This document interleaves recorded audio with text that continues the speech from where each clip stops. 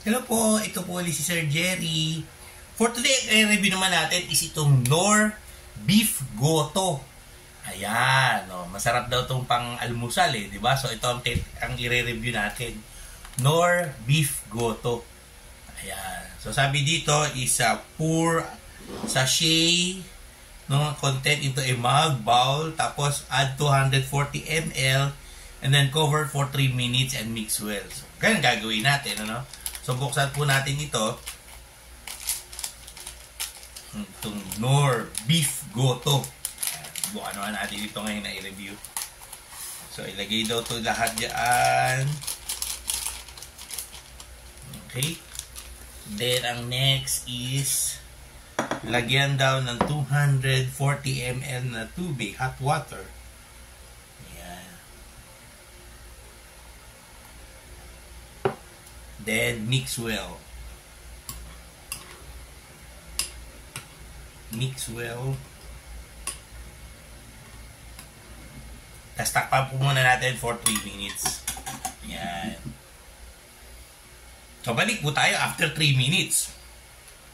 Okay, so lumipas na po ang 3 minutes, ano? At siguradong, ayan, ano? Luto na, no? Yung ating Knorr, no? Na Beef Goto. Ayan, so, ngayon lang po tayo titikman yan. Titignan natin kung pwede sa mga diabetic. Para malaman po muna natin, check muna natin yung ating sugar. Sige, checkin natin yung ating sugar, ano?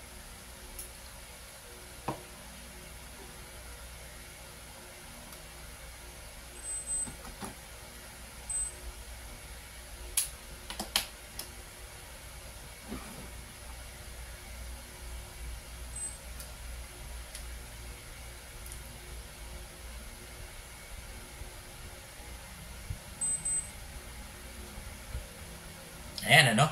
Ang ating po sugar is 149. Ayan, lapit lang natin na konti. Ayan, ito yung sugar natin, 149. Okay? So ngayon, siguradong luto na po ito dahil 3 minutes na ang lumipas. Ayan, so ito po ang itsura dyan, no? Beef Goto ng Knorr.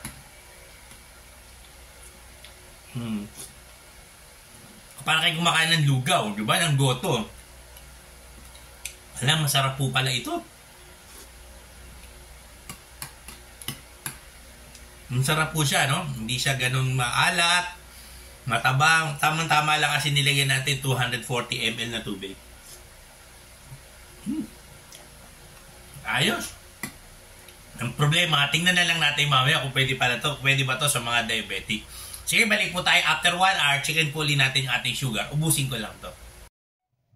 Okay, so habang naghihintay po tayo, baka gusto nyo pong may mabubuting puso po dyan na mag-donate po sa atin, ating glucose strips, tsaka lancet na magagamit po natin sa ating review. O kaya baka meron po kayong i-request na review.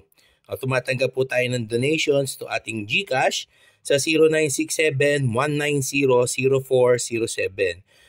Ang name po natin is Jerry Ivan Gallardo. Doon lang po sa mga gustong mag-donate po para sa ating ikasasucess ng ating review channel dito po sa YouTube. Okay, yan po yung ating GCash number. 1 hour later. Okay, so lumipas na po yung 1 hour. Checkin na po natin ngayon yung ating sugar. Tingnan natin kung pwede ba siya sa mga diabetic. Okay, checkin natin yung ating sugar, no?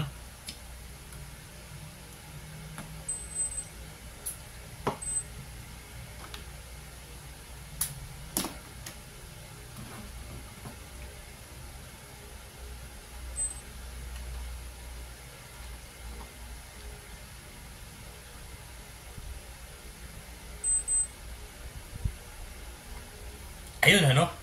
Kanina po'y 149 yung ating sugar.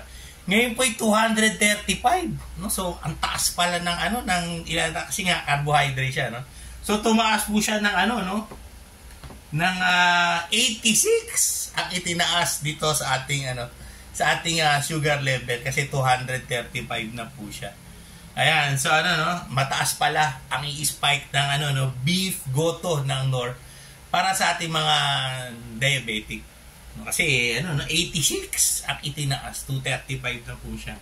So kailangan na po natin uminom maya-maya konti ng ating gamot para bumaba po siya. Tsaka konting fasting.